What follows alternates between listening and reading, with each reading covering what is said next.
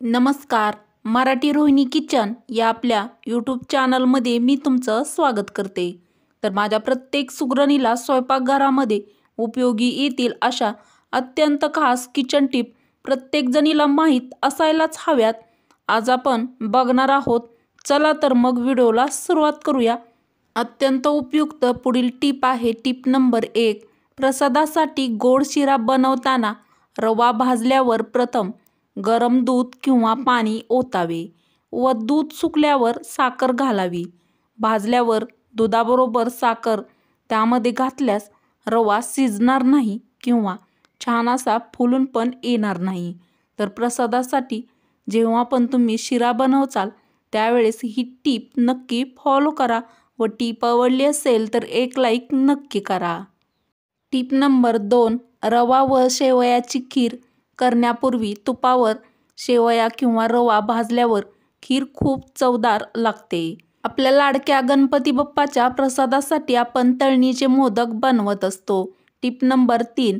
तळलेले मोदक बनवताना मोदकाच्या पिठात भिजवताना त्यात थोडा रवा व थोडे कडकडीत तेलाचे मोहन घातले तर मोदक खूप जास्त खुसखुशीत असे होतात व ते अजिबात मऊ पण पडत नाहीत. तर मोदक बनवताना तुम्ही ही टीप नक्की ट्राय करा. टीप नंबर 4. भजे बनवताना त्यात थोडंसं ज्वारीचं पीठ घातल्यास भजे खूपच छान कुरकुरीत व खुसखुशीत असे होतात. तर कुरकुरीत भजे हवे असतील तर ही टीप नक्की ट्राय करा. टीप नंबर 5. जर तुम्हाला पोळ्या मऊ व लुसलुशीत हव्या असतील तर पीठ मळताना त्यात थोडे दूध घाला. यामुळे पोळ्या खूप छान मऊ व लुसलुशीत अशा बनतील. टीप नंबर 6. प्रेशर कुकरमध्ये जर तुम्ही पास्ता बनवत असाल तर त्यातील स्टार्चची मात्रा अधिक वाढते. हे शरीरासाठी धोकादायक ठरू शकते. त्यामुळे पास्ता नेहमी कढईतच बनवावा. तर पास्ता बनवताना ही टीप तुम्ही नक्की फॉलो करा व टीप आवडली असेल तर एक लाईक नक्की करा. टीप नंबर 6. गॅस सिलेंडर जास्त दिवस टिकावा यासाठी नियमितपणे गॅसचे बर्नर स्वच्छ करत राहावे. बर्नर बुडतील एवढ्या गरम पाण्यामध्ये एक लिंबू पिळून त्यामध्ये थोडासा खाण्याचा सोडा व मीठ टाकून रात्रभर तसेच ठेवून द्यावे व नंतर दुसऱ्या दिवशी बर्नर घासून स्वच्छ करावे. यामुळे जास्तीत जास्त गॅस वाया जात नाही, ज्यामुळे गॅस सिलेंडर जास्त दिवस टिकतो. तर जास्त गॅस सिलेंडर टिकवण्यासाठी तुम्ही ही टीप नक्की फॉलो करा. आपल्या प्रत्येक महाराष्ट्रीयन घरामध्ये संध्याकाळच्या वेळी भाजीला काहीच नसेल तर प्रत्येक गृहिणीची आवडती डिश ती म्हणजे पिठलं. टीप नंबर 7. पिठले बनवताना नेहमी तव्यात बनवावे. यामुळे पिठल्याला एक वेगळीच चव लागते. तसेच पिठले सहसा पातळ बनवावे. जास्त घट्ट पण ते बनवू नये, त्यामुळे ते खायला तितकेसे चविष्ट लागत नाही. तर पिठले बनवताना तुम्ही ही टीप नक्की ट्राय करा व टीप आवडली असेल तर एक लाईक नक्की करा. प्रत्येक सुगरणीसाठी उपयुक्त टीप आहे. टीप नंबर 8. पुरी लाटताना पीठ लावून लाटण्याऐवजी तेल लावून लाटा. यामुळे पुऱ्या जास्त तेल शोषणार नाहीत. तर तेलकट पुरी असल्यामुळे प्रत्येकजण ते तेलकट खाण्यास टाळाटाळ करतो, त्यासाठी ही टीप नक्की ट्राय करा. टीप नंबर 9. सलाद उरले असेल तर ते मिक्सरमध्ये बारीक करून आवडीनुसार त्यामध्ये मसाले घालून कणिक मळून घ्या व सलादचे पराठे बनवल्यास सलाद वाया जाणार नाही व पराठे देखील खूप चविष्ट असे लागतात.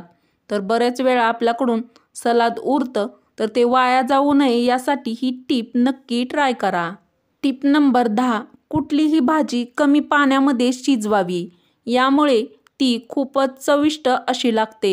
तर कोणतीही भाजी बनवताना ही टीप नक्की फॉलो करा. टीप नंबर 11. मध गोठले असेल तर मधाची बाटली गरम पाण्यामध्ये ठेवावी. यामुळे मध लगेच पातळ होते. अत्यंत उपयुक्त पुढील टीप आहे. टीप नंबर 12. रोज 1 चमचा मेथी दाणे खाल्ल्याने सांधेदुखीपासून आराम मिळतो. तर ज्यांना पण सांधेदुखीचा त्रास आहे त्यांनी ही टीप नक्की फॉलो करा. Tip number 13. फ्रीजच्या दाराचा रबरी भाग टॅल्कम पावडर टाकून पुसल्यास स्वच्छ होतो. तर फ्रीजचं दार पुसण्यासाठी तुम्ही ही टीप नक्की ट्राय करा. Tip number 14. बीट खाल्ल्याने रक्तवाढीस मदत होते आणि चेहऱ्यावर चमक येते. यासाठी बीटचे सेवन नियमित करावे. तर ज्यांना पण रक्ताच्या समस्या आहेत त्यांनी ही टीप नक्की फॉलो करा. Tip number 15. आठवड्यातून 2 वेळेस मोसंबीचा रस पिल्याने आपली रोगप्रतिकारशक्ती चांगली राहते व आजारी पडण्याची शक्यता कमी होते. निरोगी शरीर राहण्यासाठी व कधीच आजारी न पडण्यासाठी तुम्ही ही टीप नक्की फॉलो करा. Tip number 16. छोलेची उसळ बनवताना त्यात थोडा का होईना गरम मसाला घालावा. यामुळे छोले मस्त खमंग असे लागतात. तर आपल्या सर्वांची आवडती छोल्याची उसळ बनवताना ही टीप नक्की ट्राय करा. वरील टीप आवडल्यास मराठी रोहिणी किचन या आपल्या मराठमोळ्या चॅनलला सबस्क्राईब करा, लाईक करा व असेच नवनवीन व छान छान व्हिडिओ तुमच्या मित्र-मैत्रिणीला शेअर करायला अजिबात विसरू नका. चला तर मग भेटू अशाच पुढच्या एखाद्या छानशा व्हिडिओमध्ये. व्हिडिओ पूर्ण बघितल्याबद्दल धन्यवाद.